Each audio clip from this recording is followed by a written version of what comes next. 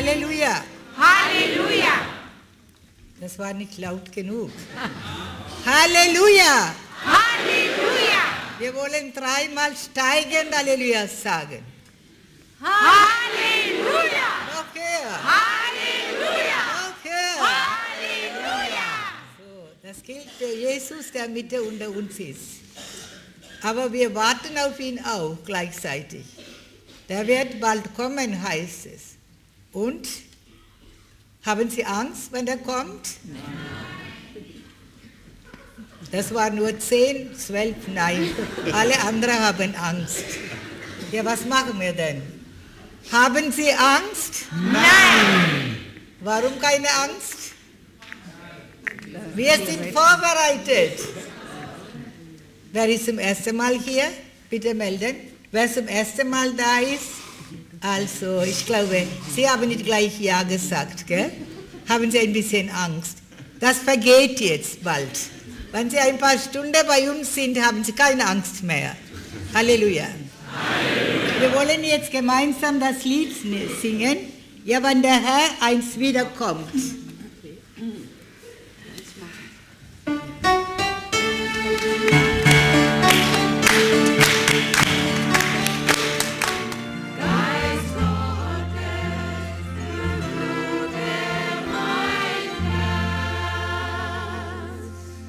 Unsere Augen schließen. Wir wollen unsere Augen zumachen. Wir wollen seine Nähe jetzt spüren. Jesus, seine Nähe wollen wir jetzt spüren. Jesus, der dich kennt, ist mitten unter uns. Jesus, der alle deine Sorgen kennt, ist hier. Jesus, alle deine Familie kennt, ist mitten unter uns. Jesus, alle deine Störungen in deinem Herzen kennt, ist hier. Auch deinen nicht vergebenden Zustand, dass du nicht vergeben kannst. Dieser Jesus ist hier, der das alles über dich kennt und weiß. Er wartet auf dich heute besonderweise. Denn wir wollen alle jetzt vorbereitet sein für sein Kommen. Wir wollen unsere Lampe anzünden, das niemals ausgeht, wenn der Herr kommt. Nicht, dass wir Öl kaufen müssen und weglaufen müssen. Ja, Jesus, du hast jede von uns mit Namen gerufen. Du willst haben, dass wir immer auch Menschen den Weg zeigen zu dir und vorbereiten, Jesus. So wie du sagst, du bist ja selber Weg und Wahrheit und das Leben, Jesus. Nur in dir ist die Rettung und Erlösung. Nur du kannst uns befreien und heilen. Denn du bist das Licht der Welt. Du bist als Licht zur Welt gekommen, damit Finsternis weichen. Wir danken, Jesus, für deine Gegenwart, was wir jetzt schon spüren dürfen. Wir danken, Jesus, für deine große Liebe. Denn das ist ganz gleich, wer da ist. Jeder von uns ist wichtig für dich, Jesus. Jeder von uns ist wichtig für dich. Und jeder von uns ist dein Eigentum. Jesus, wir danken dir für deine große, barmherzige Liebe. Denn du bist barmherzig, du bist gütig, du rechnest nicht unsere Sünden an. Jeder, der umkehrt, über ihre Sünden bereut und beichtet, und du willst uns neues Leben schenken. Heute noch, Jesus. Du willst alle deine verletzten Kinder wiederfinden. Du willst alle unsere Verletzungen verbinden und heilen. Danke, Jesus. Wir wollen in dieser Stunde vor dir sitzen und hören, was du zu uns sagst, Jesus. und auch tun das, was du willst, Jesus. Denn du machst keinen Fehler in unser Leben. Nur jeder von uns macht Fehler. Wir wollen auch unsere Mutter Maria einladen. Gegrüßet seist du, Maria, voll der Gnade. Der Herr ist mit dir. Du bist gebenedeit unter den Frauen, und gebenedeit ist die Frucht deines Leibes, Jesus. Heilige Maria, Mutter Gottes, bitte für uns Sünder, jetzt und in der Stunde unseres Todes. Amen. Im Namen des Vaters und des Sohnes und des Heiligen Geistes. Amen. Halleluja. Halleluja. Ich habe eben ein Bild gesehen, wie eine Taube hier fliegt über uns. Halleluja. Nehmen Sie an, sein Geist, was wir alles brauchen jetzt hier. Der Herr hatte ganz gut begonnen mit heute. Alle, die da sind, sie haben Glück. Halleluja. Nehmen Sie Platz. Letzter Gebetstag hatte Gott unter anderem mehrere Botschaften gegeben. Könnt ihr noch erinnern? Gott hat eine Botschaft gegeben: Bevor ihr heimgeht, betet fest. Könnt ihr erinnern? Und da sind gleich 2 Unfälle passiert. Vielleicht nicht genug gebetet haben. Keine Ahnung. Eine Frau hat den nächsten Tag angerufen und gesagt, ein anderes Auto ist auf unser Auto angeschlagen. Und dann sage ich, haben Sie auch gebetet? Ja, wir haben das gehört, wir haben gebetet. Und dann sagt die Frau, aber uns ist nichts passiert, weil wir gebetet haben. Nur Auto ist kaputt gegangen. Halleluja. Das ist auch eine Art guter Glaube. Und eine andere, während wir noch hier gebetet haben, wir waren noch nicht fertig, es muss ein älteres Ehepaar sein, sie sind rausgegangen und über die Straße und da kam ein Auto und die Frau, die beide waren auf dem Boden gelegen, aber die Frau hat mehrere Brüche und liegt im Krankenhaus. Wir sollen für sie beten. Aber wir sehen, ich weiß nicht, ob sie gebetet haben oder genug. Wir beten immer fest. Jedes Mal beim Schlüsseldrehen beten wir. Das mache ich seit 73 schon, ohne zur Erneuerung kommen. Beim Autofahren habe ich mehr beten gelernt, habe ich damals gesagt, weil ich immer Angst gehabt habe. Am Schluss haben die anderen Angst gehabt vor mir, weil ich so schnell war. Die Polizei hat sogar mir Platz frei gemacht. Wenn der braune Blitz kommt, die haben alle gewusst, im Ort, mich haben sie gekannt als Krankenschwester, sie haben gewusst, ich muss schnell rennen. Einmal hat ein Polizist mich ein Auto angehalten und hat gefragt, Schwester Margarita, warum fahren Sie so schnell? Das war so schnell. Anstatt 50, 90 sind Sie gefahren im Ort. Ich habe gesagt, ich habe eine Patientin, die Zuckerschock hat, Unterzucker, ich muss schnell Spritze geben. Dann hat er gesagt, ja, machen Sie nur. Aber dann, einige Monate später, bei einer Pfarrgemeinderatssitzung, war auch dabei. Und dann kommt der Polizist rein und sagt, Herr Pfarrer, zurzeit gibt es viele Zuckerschock im Ort. Und der Polizei hatte mich angeguckt und gelächelt. Und der Pfarrer war sehr ernst und hat gesagt, darüber müssen Sie mit unserer Krankenschwester sprechen. Ich weiß nicht, wie viele Zuckerschock gibt.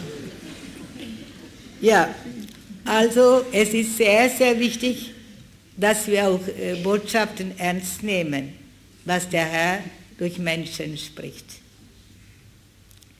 Viele Grüße von Österreich. Wir haben eine Exerzitien gehabt. Das war, bis wann war das, Alma? Ich weiß nicht mehr. Letzte Woche. Na, das weiß ich auch, aber sie war letzte Woche dort. Ich glaube, wir sind am Dienstag angekommen, Abend, Mittwoch früh sind wir wieder nach Italien geflogen. Und dann wieder Donnerstag, ein Gebetstag, eben da waren über 400 Leute. Sie waren ziemlich laut und temperamentvoll. Ja, und Jesus hat auch vieles getan, viele Menschen geheilt. Aber viele haben auch geschrien, unter anderem. Ja, Störungen haben alles. War schön, trotzdem schön. Im heutigen Eröffnungsvers hören wir, was der Apostel Paulus in Philipperbrief schreibt. Kapitel 4, Vers 4. Freut euch im Herrn zu jeder Zeit. Noch einmal sage ich, freut euch. Der Herr ist nahe. Haben Sie Freude? Ja. Wenn Sie diese Stelle hören? Ja. Oh, die sind alle heiligmäßig, glaube ich. Sind alle vorbereitet jetzt? Wenn der Herr kommt, sind Sie vorbereitet?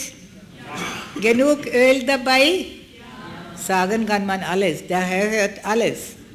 Und er sieht alles. Das ist die Frage, gell, ob das so ist. Da brauchen wir heute Mittag keine Beichte mehr. Alle Priester absagen gleich. Sollen wir? Nein. Also sind auch nicht vorbereitet. Der Herr ist nahe. Freuen wir wirklich auf sein Kommen? Brauchen Sie keine Antwort geben. Manchmal sagen wir falsche Antwort. Bereiten wir uns schon auf sein Kommen vor? Und Sie sind alle vorbereitet auf sein Kommen. Schon Geschenke, schon eingekauft, Geschenke, schon Liste gemacht, wer welche Geschenke bekommt. Und alles geputzt. Die Frauen haben alles sauber gemacht, ganze Haus auf den Kopf gestellt. Die Lampe hängen schon alles. Ist das das wichtigste Vorbereitung? Welche Vorbereitung ist wichtig? In mir drin. Und das ist das, oft vergessen bleibt. Lauter arbeiten. Dann hat man gar keine Lust mehr, das letzte Tag. Ich habe auch letzte Nacht gedacht, mein Gott, schon 3. Adventwoche. Hast du dich überhaupt was gebessert? Nein. Wo ist noch was zum Putzen? Alles muss sauber gemacht werden. Nicht die Äußerlichkeit, meine ich. Nein, in mir selbst. Und viele haben Angst vor sein Kommen. Es gibt ja genug, angstmachende Botschaften in der Internet. Die Leute haben Angst. Botschaft von Jesus, von Gott, macht uns keine Angst. Habt ihr gehört? Angstmachende Geister gehören zu anderer Firma. Die kommen zu uns und machen Angst. Solange Jesus lebt, brauche ich keine Angst haben. Und er lebt immer und ewig. Also wir brauchen gar keine Angst haben. Nur ich muss mich ändern. Ich muss umkehren, zurückkommen zu ihm. In mir darf keine Blockade sein, damit er in mir wirken kann, damit ich ihn spüren kann. Das ist das Wichtigste.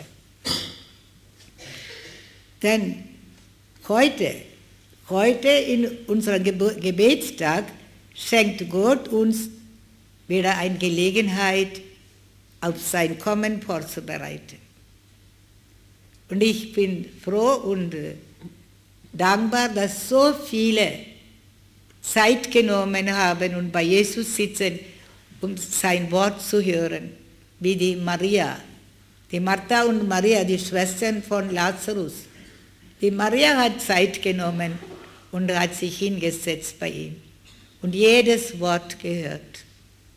Und die Martha hat sich beschwert bei Jesus, guck doch mal hin, sie ist ja so faul, sie arbeitet nicht.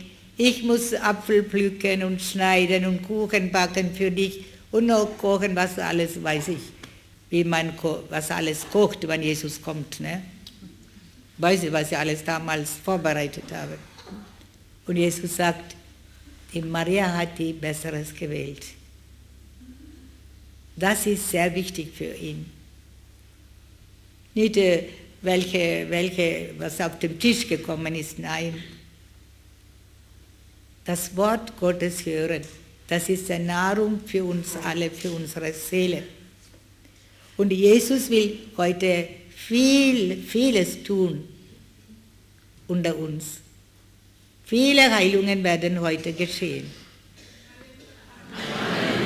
Ich meine mehr da drin, die Heilungen. Nach vielen Jahren gehen sie zu beichten, manche. Es ist sehr wichtig. Wir wissen nicht, wie viele Tage wir noch haben zu leben.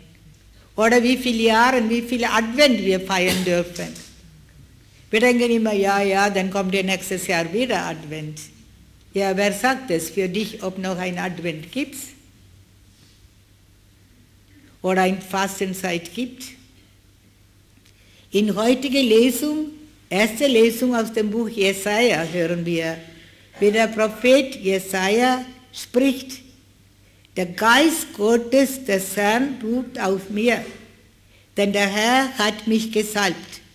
Er hat mich gesandt, damit ich den Armen eine frohe Botschaft bringe und alle heile, deren Herz zerbrochen ist, damit ich den Gefangenen die Entlassung verkünde und den Gefesselten die Befreiung, damit ich ein Gnadenjahr des Herrn ausrufe. Über wen spricht der Jesaja?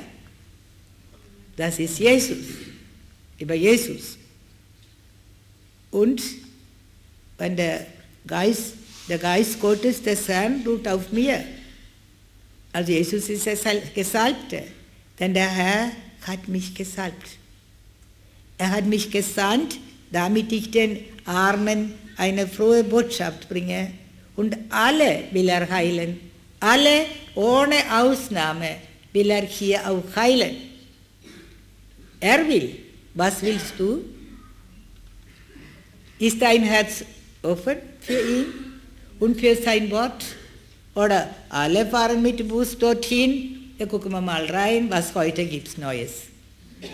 Dann können wir mal zusammensitzen und reden ein bisschen. Nee, so meinen sie nicht. Sie nehmen das sehr ernst. Ich bin sicher.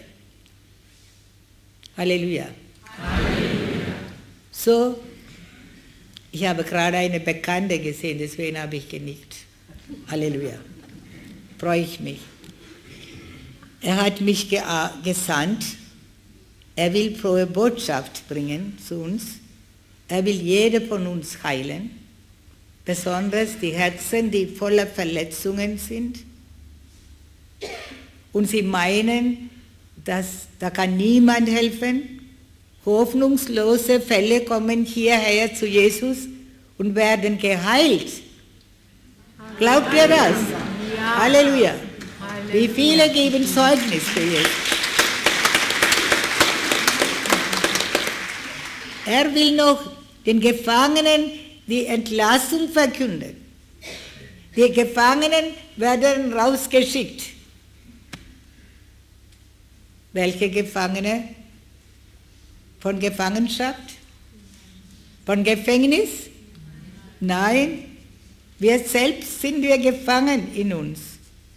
Und Jesus will uns freigeben, freilassen, entlassen. Und er will verkünden auch sein Wort zu der Gefesselten. Ich weiß, wie viele Gefesselte gibt es heute hier? Wollt ihr mal Zeichen geben? Wer fühlt sich als gefesselt hier? Ja, Jesus will sie befreien, deswegen. Wer will? Wer will befreit werden? Das muss ja nicht direkt von Alkohol oder Drogen sein oder von sexueller Begierde. Es gibt auch andere Fesseln. So, guck mal, die Ordensschwestern wollen auch befreit werden. Ja, meint ihr, dass wir heilig sind? Ich will auch befreit werden. Also, Jesus will das tun. Heute will er das tun.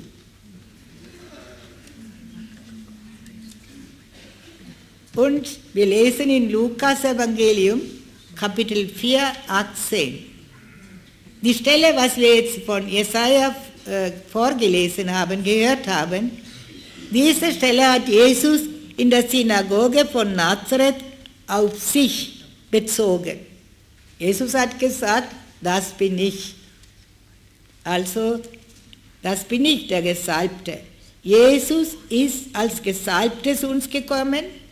Gott Vater hat ihn gesandt, damit er unsere verletzten Herzen heilt. Wenn wir schauen, zum Beispiel, ein Hirte steht mit einer kleinen Schafe, seine Schulter trägt. Habt ihr schon mal angeguckt?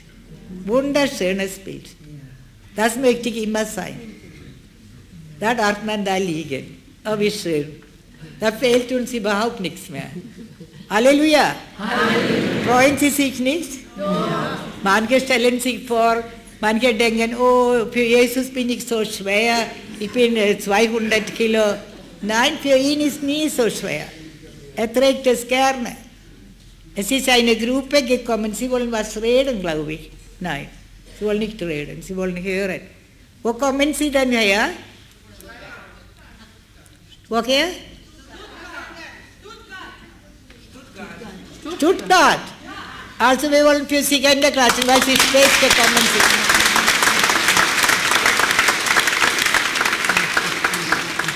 Stuttgart. Sie sind spät gekommen, aber Sie sind gekommen. Halleluja. Halleluja. Ist nicht so leicht, gell? Schön. Wie viel seid ihr? Zu wie viel? 20. 42. 42? Da müssen wir noch einmal Hände klatschen.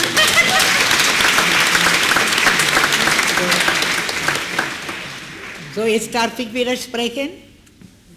Sind Sie soweit? Nehmen Sie Platz.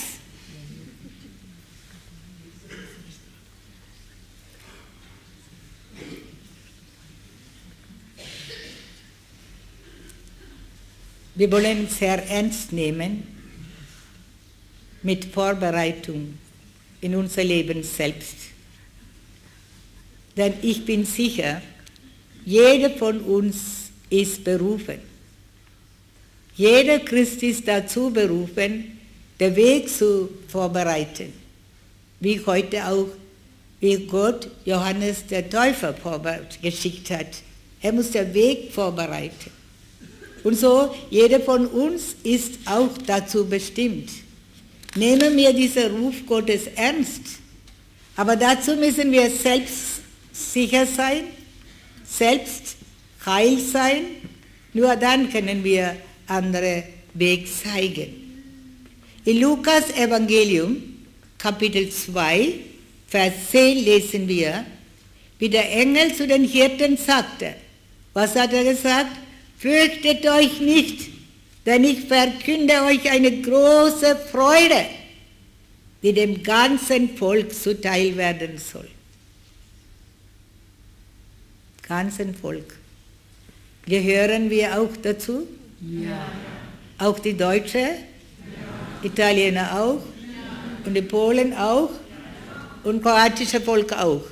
Ja.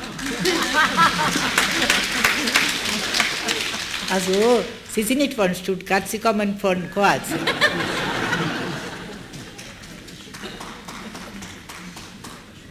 Sie haben eine Freude, jawohl. Also, ganzen Volk. Das war nicht nur für die Hirten, das war für die ganze Menschheit. Diese Freude, freudige Nachricht. Denn fürchtet euch nicht, ich verkünde euch eine große Freude, die dem ganzen Volk zuteil werden soll. Jeder von uns ist gemeint. Wir sollen keine Angst haben in unser Leben. Auch wenn es heute unmöglich aussieht auf der ganzen Welt. Denn Jesus ist als Retter und Erlöser zur Welt gekommen. Er sagt, fürchtet euch nicht. Und was erleben wir heute auf der Welt? Bei Nachrichten, was sehen wir alles, wie schlimme Bilder sind das?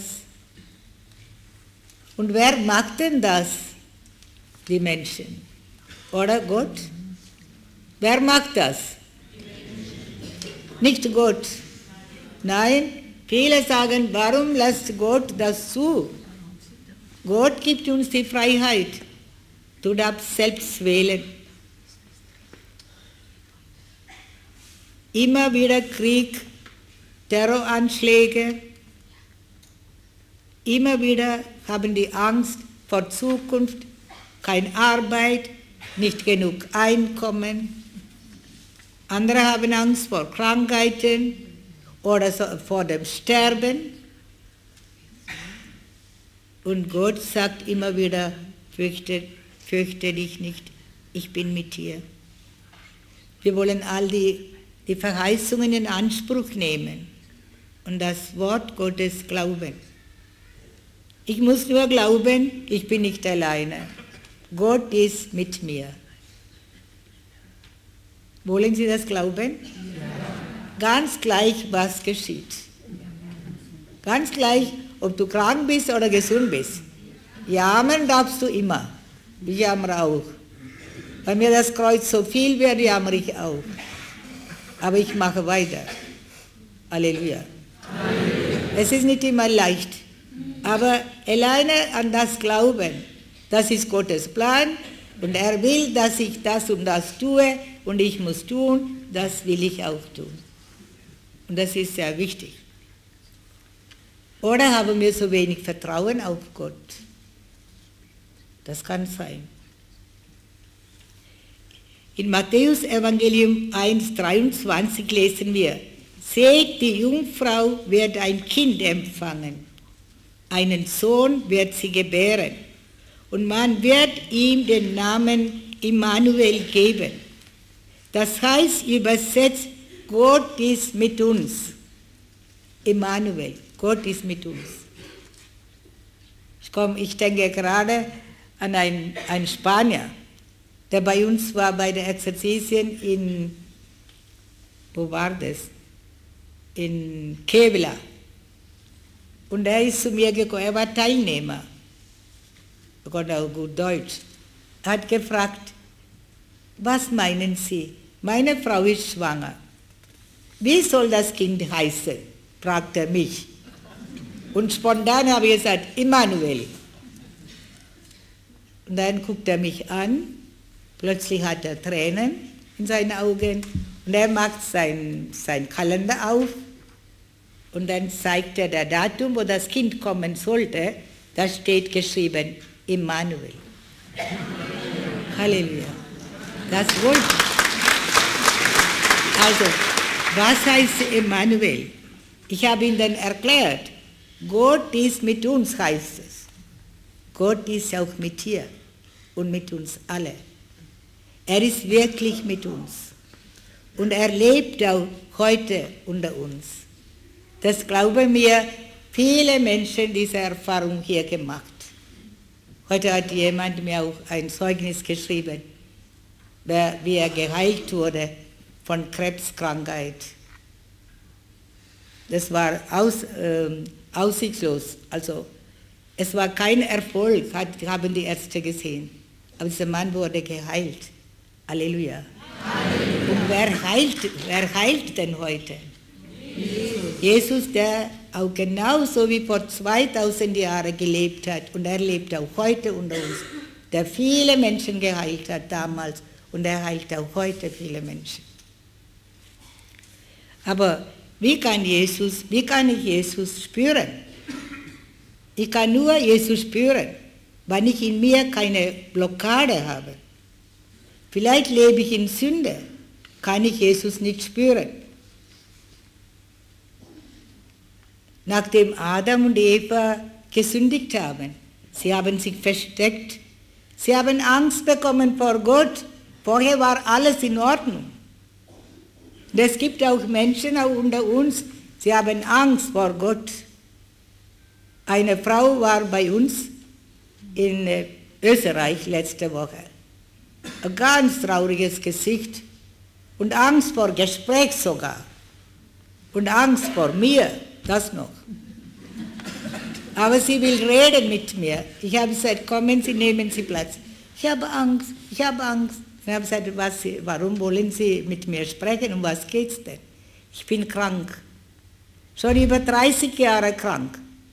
Vielleicht war sie 45 oder 50 Jahre alt. Sie sagt, sie hat so Kribbeln, ganze Beine und sie kann nicht ruhig sitzen, auch im Bett nicht ruhig liegen. Ich habe nur eine Frage gestellt. Wann war der letzte Beicht? Ich beichte nicht. Ich beichte nicht. Habt ihr gehört? Es gibt, jawohl, wer hat ja gesagt? Er wird immer beichten gehen in Zukunft.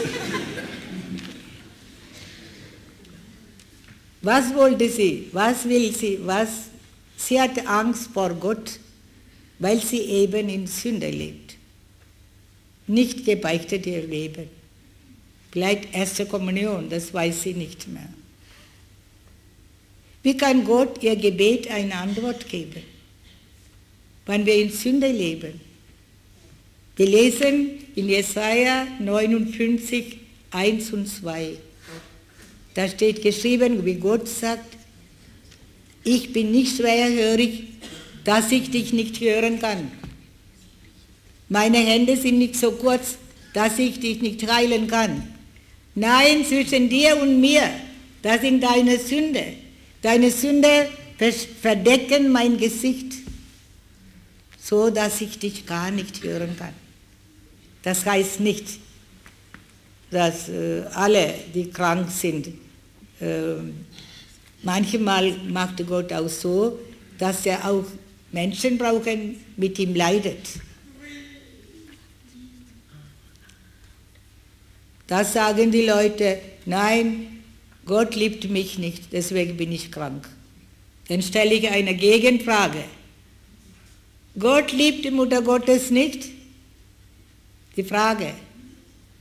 Liebt Gott Mutter Gottes? Ja. Und was hat sie leiden müssen, Anfang bis Ende? Er hat es zugelassen. Sind Sie froh, wenn Sie was im Leiden haben? Ja. Dann haben Sie umso schöner da oben, wenn Sie ankommen. Halleluja. Gell? So ist das. Halleluja. Ja, so ist das. Da sitzt eine Frau auf Rollstuhl und sie strahlt. Wer kann das nachmachen? Sie kann nicht richtig sprechen. Man kann sie nicht verstehen richtig. Aber sie ist glücklich. Sie weiß, mit wem sie leidet. Das ist nicht so leicht, die Sache.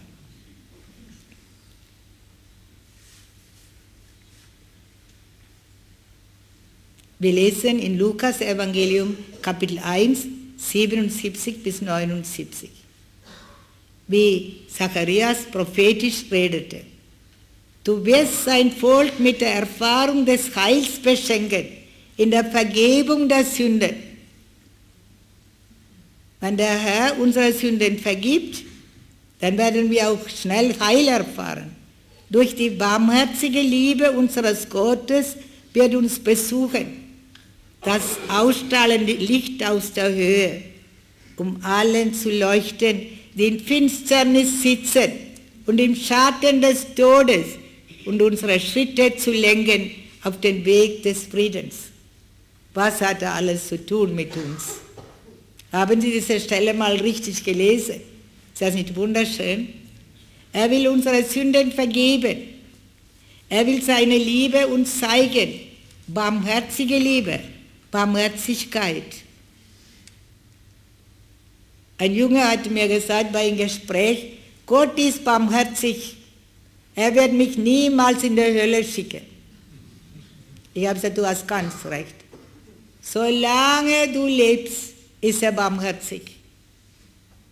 Bis letzter Atemzug ist er barmherzig. Du hast Zeit zum Umkehren. Und wenn du gestorben bist, da kommt der Gerechtigkeit. Habe ich recht? Ja. Ja.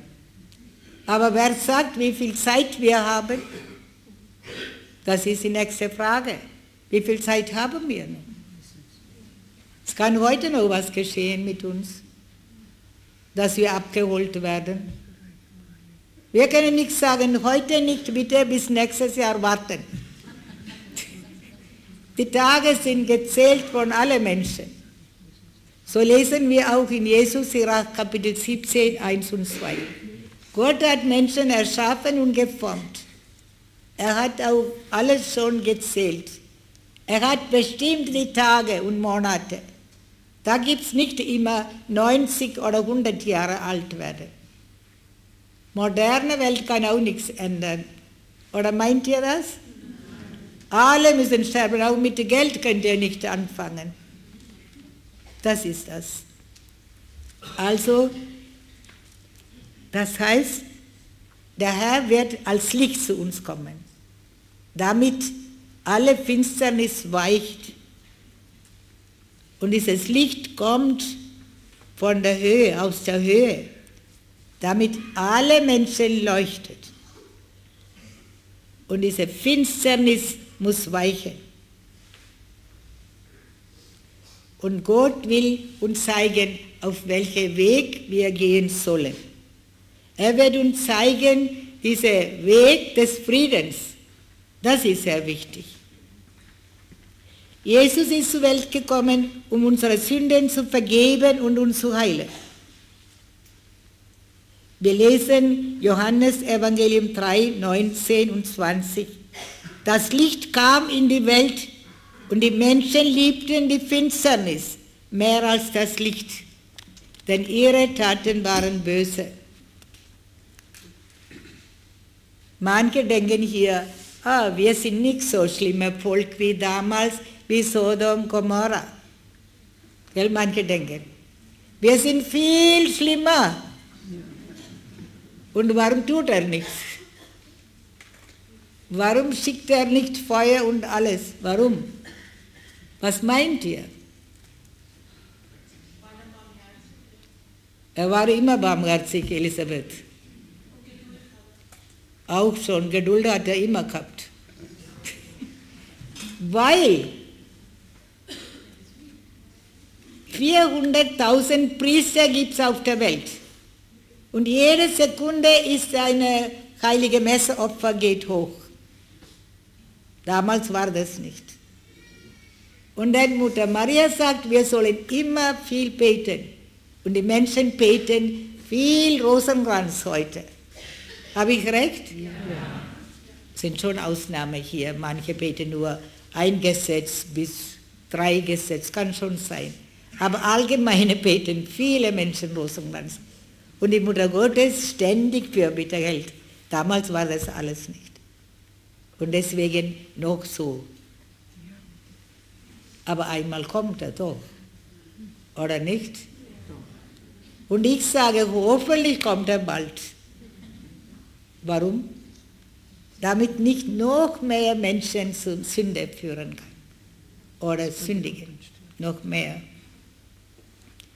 Für viele Menschen sind alles selbstverständlich. Jetzt kommt der nächste. Also, das Licht kam in der Welt und die Menschen liebten die Finsternis mehr als das Licht, denn ihre Taten waren böse. Jeder, der Böses tut, hasst Licht und kommt zum Licht und kommt nicht zum Licht, damit seine Taten nicht aufgedeckt werden. Es gibt Leute, wenn ich sage, kommen Sie zu einer Exerzitien. Nein, ich brauche das nicht. Aber geheilt werden möchte sie. Dann sage ich, kommen Sie doch zur Exerzitien. Nein, wissen Sie, das will ich nicht. Ich will so leben, wie ich jetzt lebe. Weiß nicht, wie lange noch.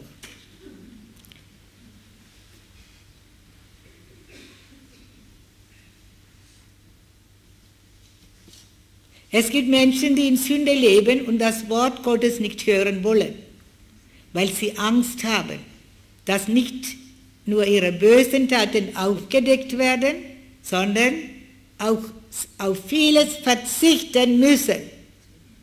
Habt ihr gehört? Was denn? Erste Linie, wenn sie in Unzucht leben, nicht verheiratet zusammenleben. Jetzt denken manche, oh, was ist das eine Schwester? Was weiß sie von heutiger Welt? Sie hat keine Ahnung, wie modern die Menschen sind. Das war vor 40 Jahren. Aber sie können so Sachen uns nicht verkaufen. Aber es gibt auch Menschen, die gleich heiraten. Von Stuttgart habe ich schon mal erlebt. Eine kroatische Frau, ob sie dabei ist heute. Wo ist sie? Stehen Sie mal auf. Ist sie da? Ist sie nicht da? Eigentlich muss sie heute da sein. Ist sie nicht da? Sie weiß gar nicht, was Sie gesagt haben vielleicht. Hallo, es ist jemand hier, nach 14 Jahren kirchlich getraut hat. Wer ist das? Ist sie nicht da? Oder war das 13 Jahre und 6 Monate, kann auch sein. Keine Ahnung. Also will sie nicht melden, aber sie hat Zeugnis gegeben hier. Also gut, Gott sei Dank gibt es Menschen, die das verstehen und auch heiraten. Und ganz neu das Leben beginnen.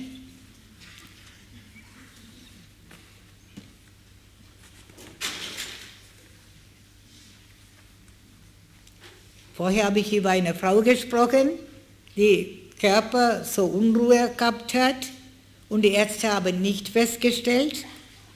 Und nach dem Gespräch, nachdem sie gebeichtet hat, habe ich gesagt, heute Abend werde ich für sie beten. Dann hat sie gesagt, nein, ich will nicht nach vorne kommen. Immer noch Angst nach dem Beichten. Und dann habe ich ihre 2 Schwestern waren dabei, eigene. Dann bin ich zu ihnen, habe gesagt, stellen Sie mal vor, Ihre Schwester möchte nicht mal, dass ich zusätzlich bete. Und dann sagen die beiden Frauen, wissen Sie, wir sind alle sehr schüchtern.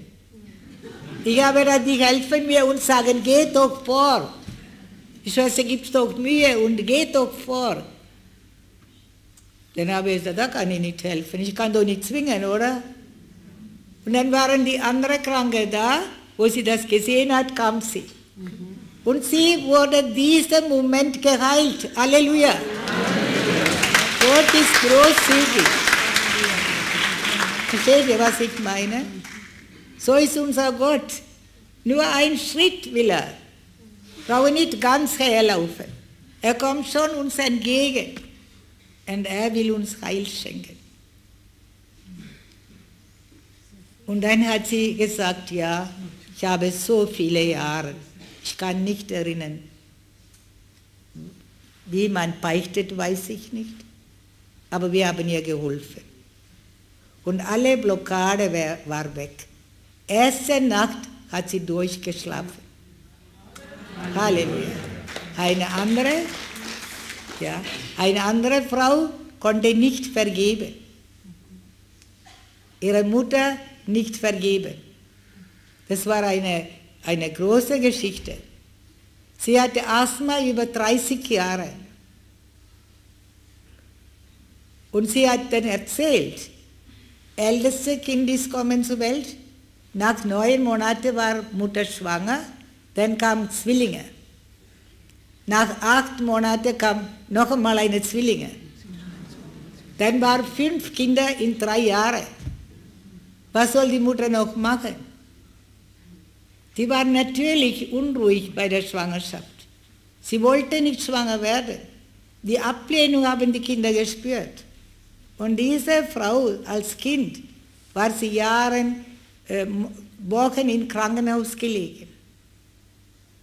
Und alle haben Asthma, aber sie hat den meisten gehabt. Und sie wurde geheilt letzte Woche.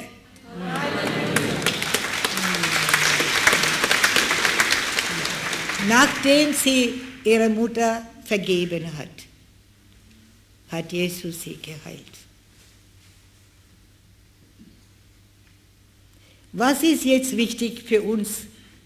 Auf was sollen wir heute vorbereiten? Wir wollen uns auf die Ankunft des Herrn vorbereiten. Und was ist das Wichtigste? Dass wir frei sind von unserer Sünde. In Italien gibt es auch Menschen, die nur Bußandacht gehen, nicht beichten.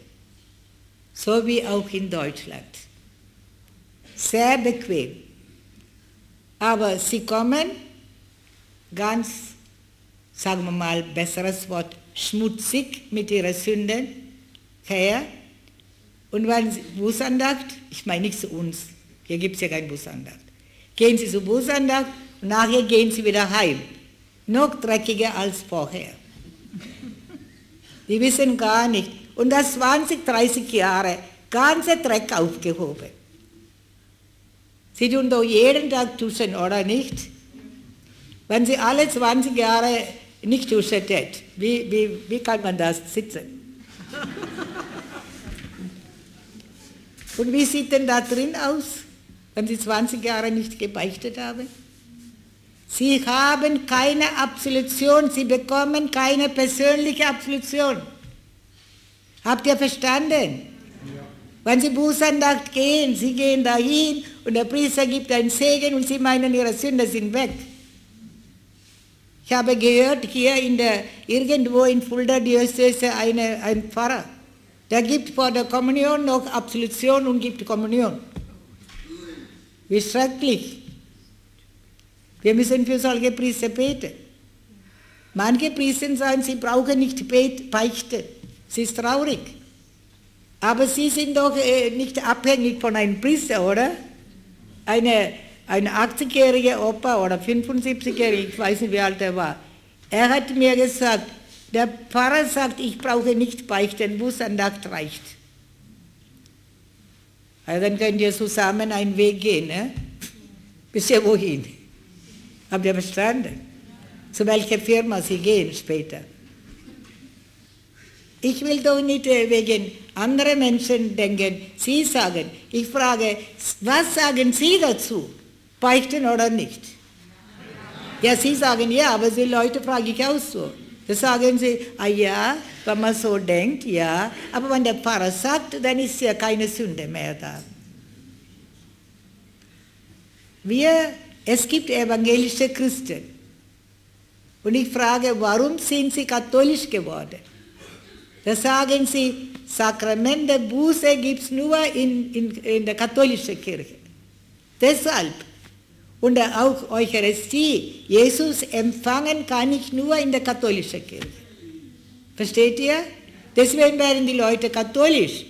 Und die Katholischen selbst, sie nehmen gar nicht ernst, welche Schätze in unserer katholischen Kirche wir haben. Das heißt nicht, ich kann ja gehen zum Beichten, dann kann ich sündigen. Eine Frau, die bei uns bei der Exerzitien war, vor 14, 15 Jahren vielleicht, hat sie gesagt, sie lebt mit einem Freund zusammen. Dann habe ich gesagt, liebe Frau, das ist eine Sünde. Also, mehr habe ich nichts gesagt. Und beim Fortgehen habe ich gesagt, so, jetzt gehen Sie heim, was werden Sie jetzt machen mit Ihrem Freund? Dann hat sie gesagt, ja, ich habe ja heute gebeichtet und ich werde wieder mit meinem meinem Freund zusammenschlafen. Und gehe ich wieder mal beichten. Was sagt ihr dazu? Da sind sie sprachlos. Da sind sie 4 Tage bei Jesus und kapiert hat sie nichts, was Sünde ist. Der andere Mann einmal hat gesagt, in Kevlar, hat er gesagt, ich komme heim jetzt und ich sage, ich habe es schon vorgenommen, trennen von meiner Freundin. Dann habe ich gesagt, das ist aber schön. Ja, tun Sie heute schon umziehen oder was? Nein, sie schläft nebendran in einem Zimmer und ich schlafe hier. Weiß nicht, wann Schlange kommt, gell? Genau weiß er, dass Schlange da ist. Wann Schlange kommt zum Beißen, weiß er nicht. Er nimmt das gar nicht ernst. So gibt es auch Leute. Also, Und jetzt vergeben. Das ist sehr wichtig. Das ist ein sehr wichtiger Punkt in unser Leben. 30 Jahre, 40 Jahre nicht vergeben und gehen zur Kommunion, Jesus empfangen. In 1. Johannesbrief, Kapitel 3, Vers 15 lesen wir: Wer seinen Bruder hasst, ist ein Mörder. In ihm ist das ewige Leben nicht. Einer oder andere denkt, oh je, das habe ich schon längst vergessen, Schwester. Das behalte ich das bisschen drin. Warum nicht? Das ist schon Wurzel gezogen, in der Tiefe reingegangen, nicht vergebender Zustand. Wie können Sie denn Jesus empfangen? Wie können wir Freude haben beim Weihnachtsfest?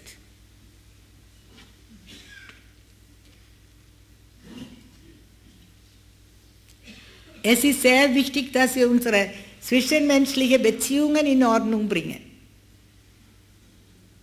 Äußerlichkeit ist viel leichter, gell, zum Vorbereiten für Weihnachten, oder? Da können wir ein paar Tafeln Schokolade kaufen oder was weiß ich, alles Geschenke einpacken. Und dann noch gucken, dass alles da ist und auch geputzt, ist alles fertig. Aber vergeben und beichten fällt vielen Menschen schwer. Aber sie sind alle, sie gehören nicht dazu, oder? Außer einige dazwischen vielleicht zum Zählen. Aber sie werden heute noch alles in Ordnung bringen. Deswegen hat der Gott sie hierher gebracht. Auch die Menschen, die erst einmal da sind. Sie haben noch nie gehört über Beichte. Es gibt auch Leute. Heute ist alles modern, Schwester. Es ist alles vorbei, das war die Zeit. Wie ist das mit 10 Gebote? Gelten die 10 Gebote nur für damals oder für heute nichts mehr? Ist es auch heute noch? Ich glaube, heute ist auch eine mutige Frau dabei, die nach vielen Jahren ihre Hochzeit gefeiert hat. Ist jemand von Hannover hier? Wo sind die Hannover-Leute? Auch die Mutter von Ihnen? Wo ist sie? Steh mal auf. Mama, steh doch mal auf. Eine wunderbare Mama. Guck mal sie an.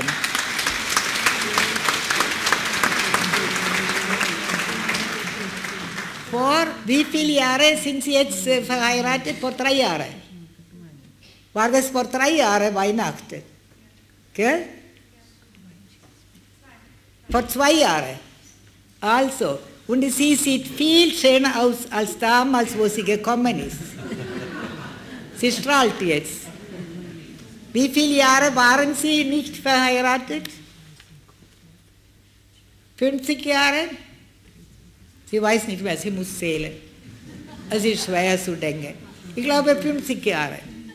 Ja. Sie hat erst einmal hier gehört, dass eine Sünde ist. Ohne heiraten, ohne Gottes Segen, kirchliche Heirat meine ich, ja, Ehe. Die haben angefangen nur mit Standesamtlichen und haben Kinder und alles. Und hier hat sie erst einmal gehört. Deswegen wiederhole ich immer wieder das. Für andere sind das langweilig vielleicht, besonders für die Schwestern. Aber das ist sehr wichtig, dass ich das sage. Also ich bin sicher, da kann ich schon wieder zählen, wie viele da sind, die in Unzucht leben. Ohne Gottes Segen ihre Familie aufgebaut. Das ist wie in Sand gebaut. Und jeder Wind kann das alles zerstören, Familienleben. Ohne Gott. Und die Kinder sind noch viel schlimmer dann davon.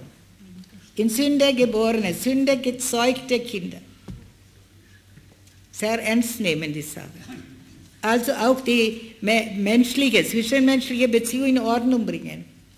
In Eheleben, Familienleben.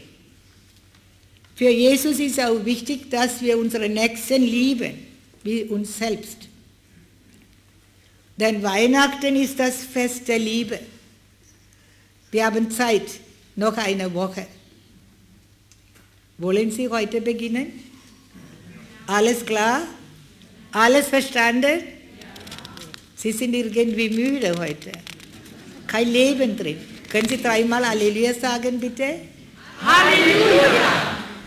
Halleluja! Noch lauter! Halleluja! Schön. Jetzt sind Sie alle wach geworden. Ich bin noch nicht fertig.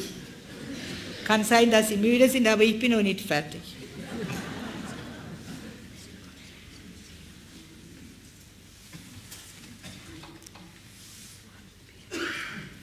Ich habe eine sehr wichtige Stelle, habe ich verpasst. Ah ja, jetzt kommt das. Viele, viele Menschen gehen zu Esoterik. Verschiedene Art. Sie suchen Götter überall. Und sie vergessen wahre Gott. Weil man wenig Vertrauen hat und man keine Heilung erfährt, geht man zum fremden Götter.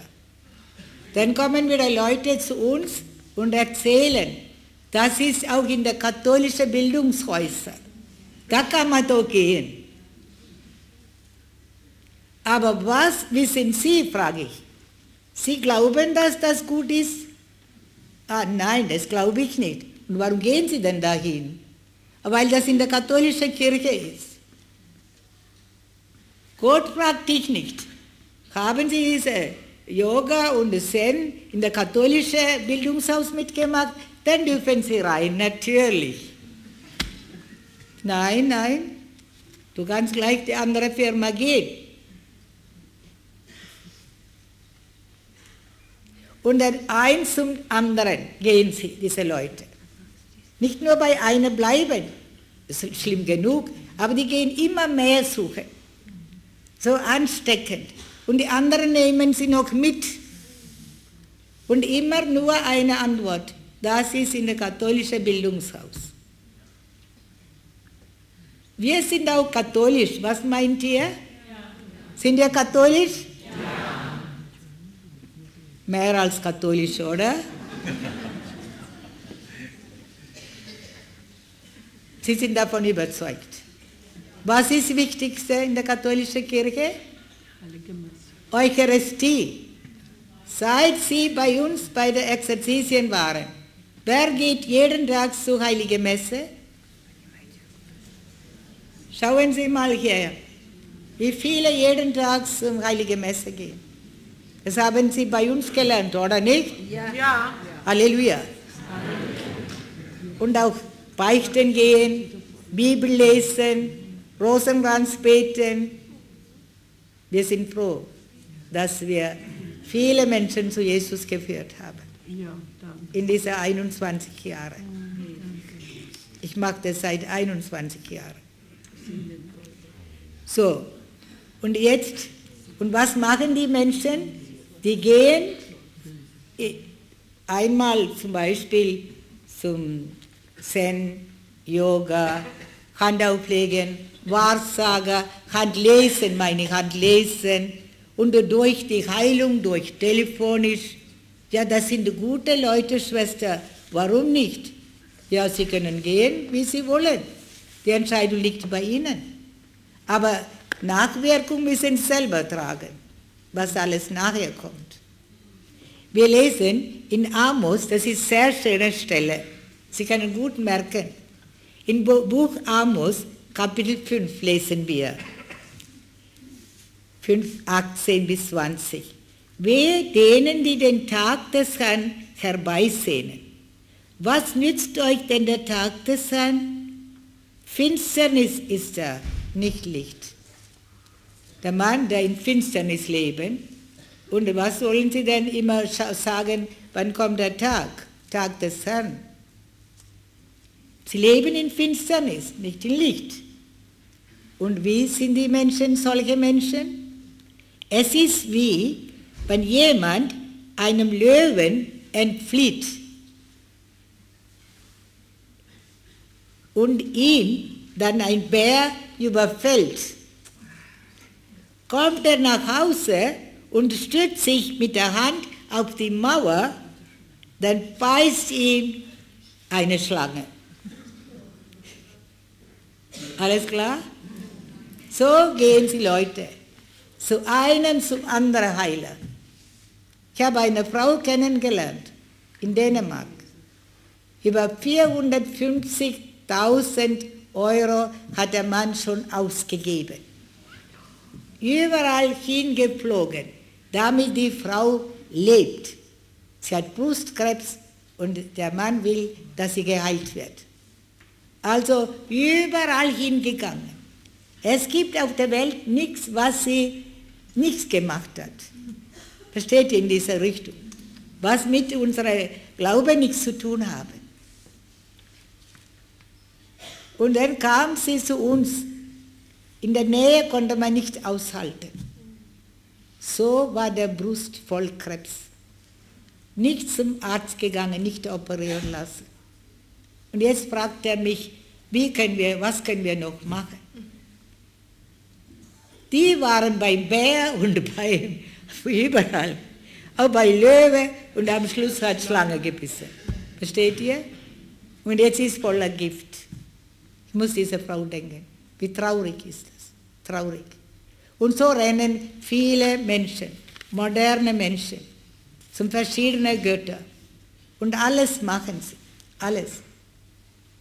Und sie haben Störungen. Manche können uns nicht anschauen. Sie sind böse mit mir manchmal. Ich habe nichts getan. Sie können uns bei uns nicht aushalten. Es ist schrecklich. Es gibt was Neues. In Frankfurt beim Limburg, glaube ich. Ich weiß nicht. Eine Frau aus Indien. Ein Italiener hatte vorgestern gesagt, ja, kommt auch solche Menschen auch aus Indien. Nicht nur solche. Ich habe gesagt, du musst selbst entscheiden. Du musst auch sehen, wer von Gott ist, wer nicht von Gott ist. Da ist eine Frau, sie will einen Kurs geben. Man darf nicht den Namen sagen oder anmelden, alles so heimlich. Die Leute gehen hin und die kaufen Belastungen ein. Belastungen, voller Belastungen. Sie können nicht mehr Jesus rufen.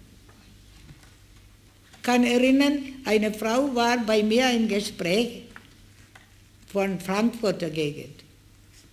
Sie hat gesagt, sie kann nicht mehr zu Jesus beten. Ja, warum kann ich nicht beten? Ich habe gesagt, ich weiß nicht. Also wir beten jetzt. Und beim Beten habe ich gesehen, eine Frau umarmt sie. Das war eine indische Frau, Sari angezogen. Eine Guru-formige Frau, Guru. Und sie ist zu ihr gegangen, sie hat sie umarmt. Seitdem kann sie nicht mehr Jesus rufen. Versteht ihr? Das sind die Belastungen. Oder sie bekommen ein Mantra. Bei Yoga machen ein Wort. Ich habe Europäer ein bisschen anderes geschätzt. Ich werde doch nicht ein Wort rufen, ohne dass ich weiß, was das ist. Versteht ihr? Zum Beispiel, Sie bekommen ein Wort, Sie müssen das Wort immer rufen. Und ein Mann war bei mir und hat immer gerufen, Shiva, Shiva, Shiva. Und das ist ein Sexgott von Hindus, das weiß ich. Und er ruft ihn. Und er hatte voller Probleme mit Sex. Das sind diese Menschen, wie das heißt hier, wie wenn jemand ein Löwen entflieht, von Löwen weggeht und sieht Löwe und geht weg und dann kommt ein Bär auf ihn. Schrecklich, gell? Welche Ängste hat er mitmachen müssen. Und dann geht er heim. Und was passiert? Und stürzt sich mit der Hand auf die Mauer. Dann beißt ihn die Schlange, dann war alles fertig. Wie viele waren bei Löwe hier? Brauche nichts melden. Ich meine nicht im Zoo, meine ich nicht. Das meinen Sie vielleicht im Zoo. Bei Löwe und dann weggerannt und Bär entgegengekommen und am Schluss Schlange hat gebissen. Aber sie suchen Hilfe hier, sie sind gekommen. Halleluja. Halleluja. Jesus wird sie ganz heilen von diesem Gift. Die suchen alle Keil in Esoterik. Bei einer keine Hilfe bekommen, gehen Sie zur nächsten. Dann gehen Sie überall hin, wie die Frau aus Dänemark. Und Sie wissen gar nicht, dass Sie in Sünde leben, das ist noch schlimmer. Und selbst keinen Frieden mehr. Keinen Frieden mehr. Sie müssen unbedingt alles verzichten, damit Sie frei werden. Das ist schon passiert vor 12 Jahren.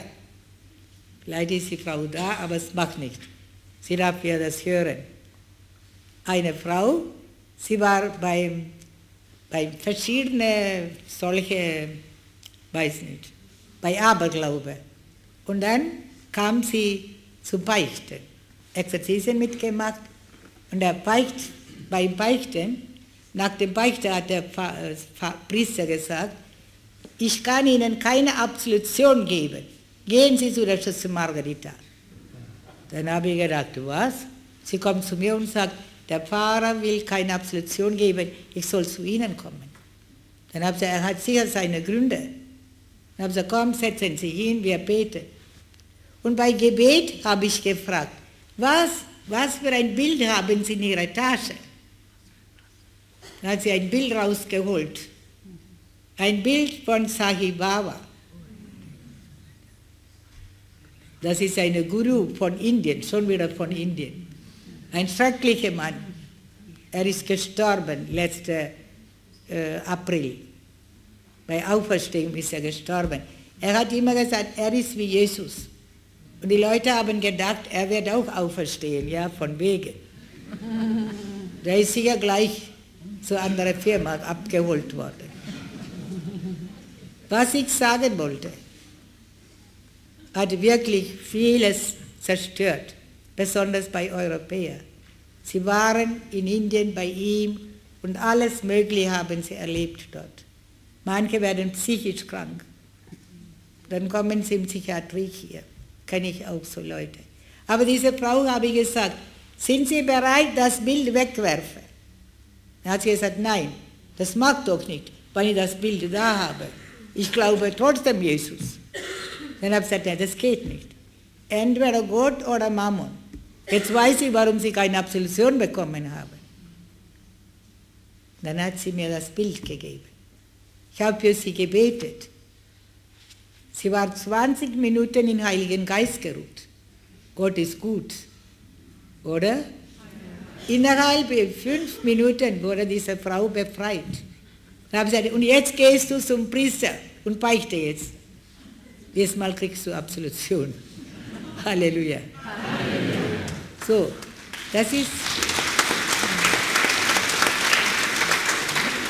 so ist unser Gott. Sie dürfen immer für Jesus Hände klatschen. Das ist richtig. Also, wir haben schon über Bußandacht genug gesprochen jetzt. Alles klar? Alles klar? Ja. Heute kommen wieder, glaube ich, viele Priester zum Beichthören. Das sind die Namen, alle, die wissen. Tun Sie mal richtig beichten als Vorbereitung.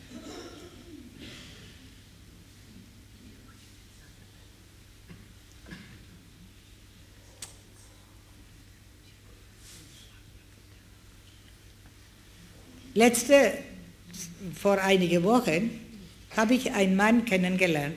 Er kam zu Exerzitien. Großer, starker Mann. Ich habe versucht, mit ihm zu lächeln. Er hat nicht gelächelt. War sehr ernst. Dann habe ich gesagt, sind Sie traurig? Nein. Ja, warum sind Sie da? Gefällt Ihnen das Wort Gottes nicht? Doch. Aber ich verstehe nicht alles. Eine bekannte Frau hat mich hergebracht. Sie werden schon verstehen, wir beten für sie.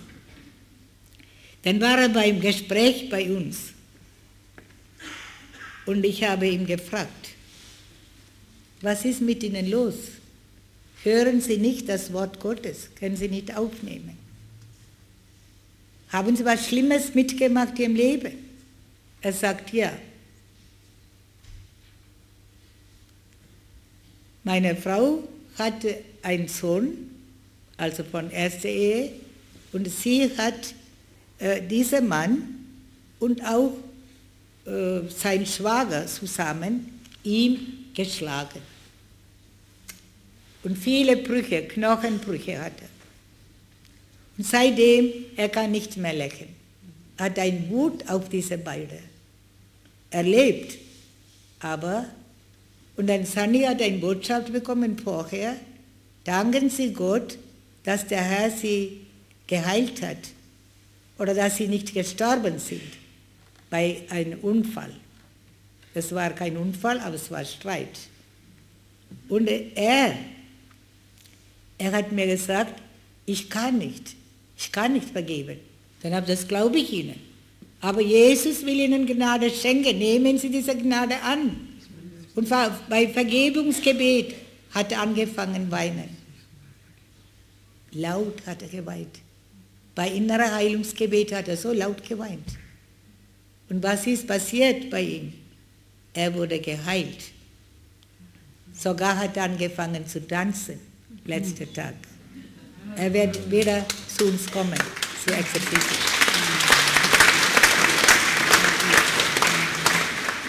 Er hat Zeugnis gegeben. Das war in Österreich. Ja, die Alma war dabei. Es war in Österreich. Ich möchte Ihnen noch ein anderes Beispiel erzählen. Ich will pünktlich aufhören heute, gell? Damit wir genug Zeit haben, dass wir 15:30 Uhr Heilige Messe haben. Ist Ihnen recht? Ja. Ja. Aber Sie müssen alle 15:30 Uhr schon da sein, dass wir nicht holen müssen euch. Also, das war eine Exerzitien in Berlin. Sie konnte ihre Mutter nicht vergeben. Auch ihr Gesichtsausdruck war auch, die Menschen kann man sehen, wie sie, Gesichtsausdruck, dass sie nicht vergeben können. Aber sie hat verstanden, beim Vortrag über Vergebung, wo sie gehört hat sie verstanden, dass sie ihrer Mutter unbedingt vergeben muss. Über 50 Jahre keiner Kontakt mit Mutter. Richtig böse. Sie war immer unglücklich. Aber Jesus hat sie berührt bei Gebet und sie konnte vergeben. Sie war hier am Gebetstag und hat sie Zeugnis gegeben. Sie erzählte, dass sie nach den Exerzitien auf der Heimfahrt eine innere Stimme im Herzen gehört hat. Fahre zu deiner Mutter und vergebe ihr. Sie hat dann gesagt, Jesus, gib mir ein Zeichen, dann gehe ich sofort hin. Das war Monat November.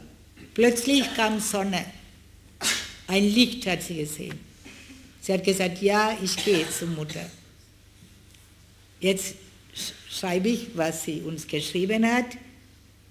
Als sie bei ihrer Mutter ankam, kniete sie sich vor ihr hin und sagte, Mama, 54 Jahre lang habe ich dich gehasst, weil du mich geschlagen und mich weggesperrt hast. Ich bitte dich hier auf Knie um Vergebung dafür, dass ich dich so lange gehasst habe. Daraufhin die 94-jährige Mutter. Die Mutter hat mich umarmt und an sich gedrückt. Erste Mal in mein Leben. Die junge Frau hat ihr gesagt, sie hat gesagt, dieser Moment war der wichtigste in meinem Leben. Nie zuvor habe ich einen solchen Frieden erlebt.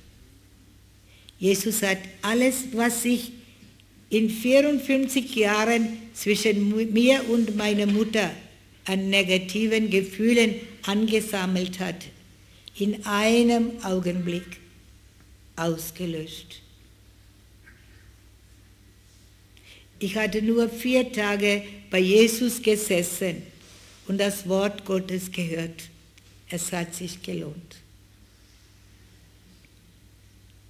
Sie sagte weiter, ich möchte allen sagen, wie wunderbar das ist, wenn man sich nach so vielen Jahren versöhnt und wie gut es einem damit geht.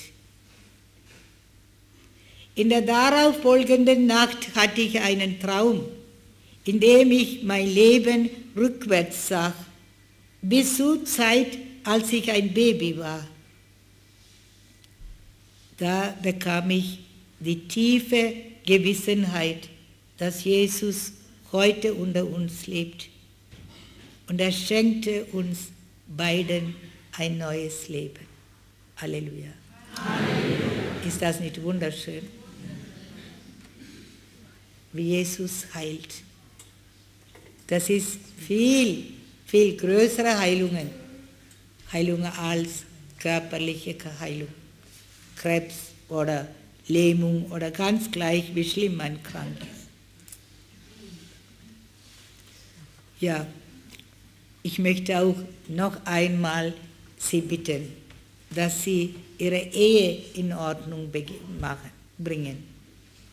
Ganz neu Eheleben beginnen, dass Sie vielleicht ohne Gottes Segen aufgebaut haben.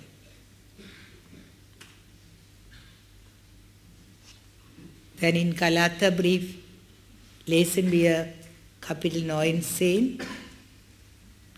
5, 19 und 21.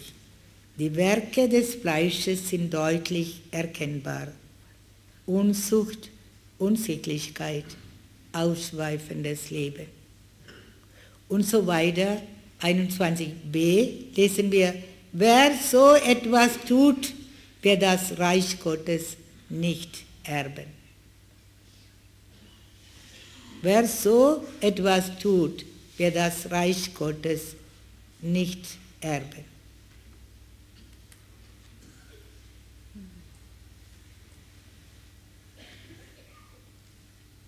Machen Sie alles noch in Ordnung.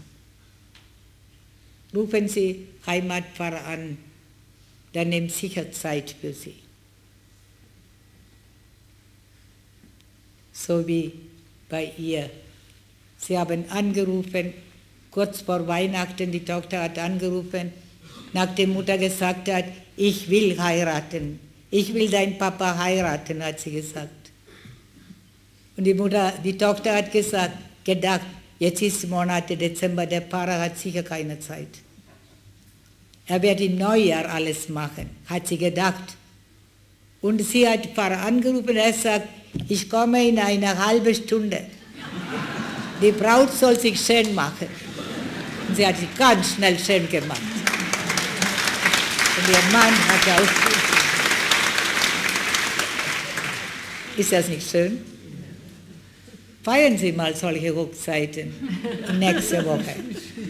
Der Herr soll Sie segnen und alles organisieren und vorbereiten. Auch bei Ihnen, dass der Pfarrer schnell handelt. Nicht, dass Sie nach Weihnachten denkt, vielleicht doch nicht. Nein, machen Sie gleich. Also, wir wollen noch einmal richtig nachdenken. Welche Vorbereitung ist wichtig für mich, für das Weihnachtsfest? Was ist das Wichtigste? Weltliche Geschenke? Oder haben wir hier besser verstanden, dass das Wichtige ist, dass wir beichten, vergeben und unser Eheleben in Ordnung bringen?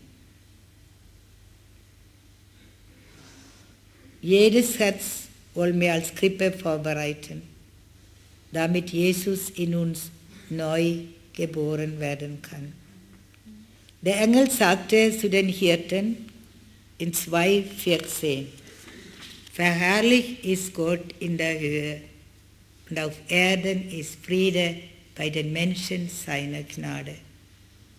Wenn wir Jesus in uns haben, haben wir auch Frieden und Freude in uns.